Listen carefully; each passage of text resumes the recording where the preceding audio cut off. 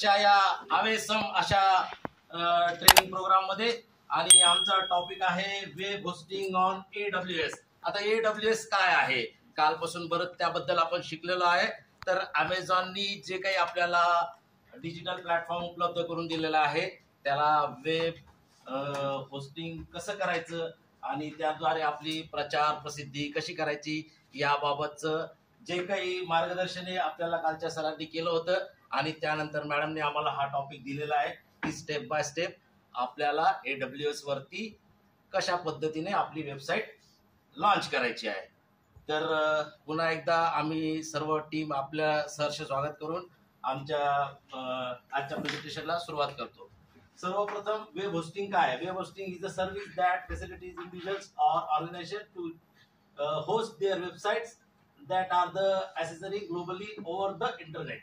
आता याचा अर्थ आधी मी मराठीत सांगतो छोट्यापैकी की बोलणाऱ्याची माती विकले जाते, न बोलणाऱ्याचे गहू विकले जातात, अशी आमच्या काळात म्हण होती, नाही की नाही?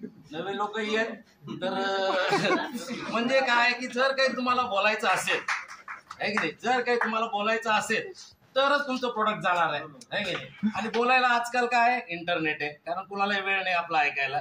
इंस्टाग्रामवर टाकली सगळेजण पाहतात, आहे की नाही? तर आजकाल मॉडर्न युगामध्ये हेच इंस्टाग्राम हेच बोलणं आहे. आणि इथं जर तुम्ही बोललात तर मात्र तुमचं जे काही प्रॉडक्ट आहे जे काय त्याला प्रसिद्धी मिळेल, ती विक्री होईल आणि मग तुमचं ग्लोबली मार्केटिंग होईल. त्याच्यासाठी AWS ने आपल्याला हा प्लॅटफॉर्म तयार करून दिला. पुढचं आमचे सर सांगतील. सर्वात महत्वाचं म्हणजे आपल्याला फॅसिलिटी उपलब्ध करून दिलेली आहे. जे काही आपल्याला ऑनलाईन वर्क करायचं असेल, ऑनलाईन जे काही काम करायचं असेल, आणि ती फॅसिलिटी सिंपल जर आपल्याला लक्षात ठेवायची असेल तर 8-5-6 एवढंच लक्षात ठेवायचं. एवढं जर तुम्ही लक्षात ठेवलं तर पूर्णचे पूर्ण आपल्याला काय वेब होस्टिंग करायची, जे काही आपलं स्टोरेज करायचा आहे डेटा किंवा जी इन्फॉर्मेशन आपल्याला कुठल्याही ठिकाणी ऍक्सेस करायची असेल तर ह्या सगळ्या फॅसिलिटीज आपल्याला याच्यावरनं प्रोव्हाइड होतात. तर EC2 वरती ऍक्च्युअली वेब होस्टिंग कशी करायची हा टॉपिक आपल्याला या ठिकाणी पाहायचा. तर आता याच्यामध्ये सगळ्यात आधी आपण काल प्रॅक्टिकल करून पाहिलेलं होतं. तर त्याच्यामध्ये काय काय केलं होतं की आपण सगळ्यात आधी रजिस्ट्रेशन केलं होतं, आपली एक व्हर्च्युअल मशीन तयार केली होती.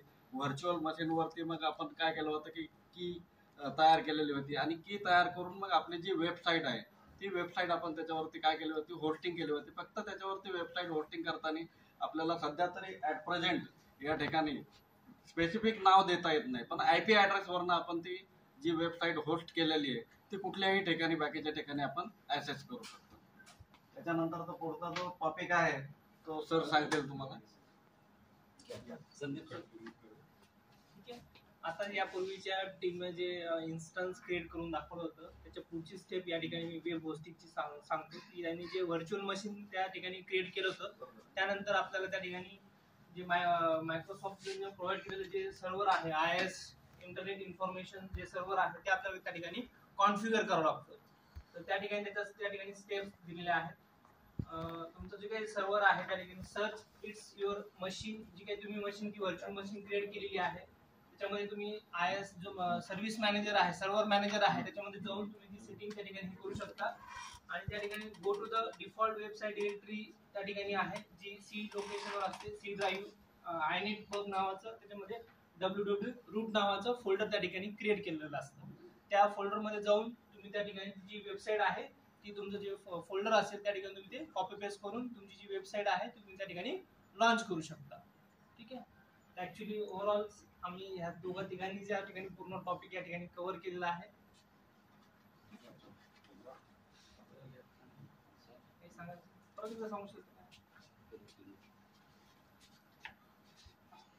तुम्हाला वेबसाईट होस्टिंगसाठी या ठिकाणी विंडोज मध्ये जायचं शेवटी एंडिंगला. त्याच्या आधी तुम्हाला तुमची जी वेबसाईट असेल ती तुम्हाला ती डाउनलोड करून घ्यायची.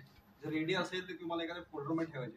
तो फोल्डर तुम्हाला विंडोजच्या डिरेक्टरीमध्ये इंटर/w रूट मध्ये तुम्हाला ठेवायचे. त्या सगळ्या फाईल्स ठेवल्यावरती तुम्हाला IP ऍड्रेस असेल तो IP ऍड्रेस तुम्हाला इन्स्टन्स मध्ये मिळेल. इन्स्टन्सला गेलं ते IP ऍड्रेस कॉपी केला की तुम्हाला कुठूनही तुम्हाला ब्राउझरवर टाकून तुम्ही ओपन करू शकता आणि अशा प्रकारे तुम्हाला वेबसाईट तुमची फ्रीली तुम्हाला पाहता येईल. ही फार चांगली फॅसिलिटी आहे ती तुम्हाला आपल्या मुलांना सांगता येईल. बरोबर. आता पण आपल्याकडे अशी वेबसाईट लॉन्च करण्याची सोय नव्हती, पण केशव सरांच्या याच्यामुळे आपल्याला ती एक मिळाली. थँक्यू.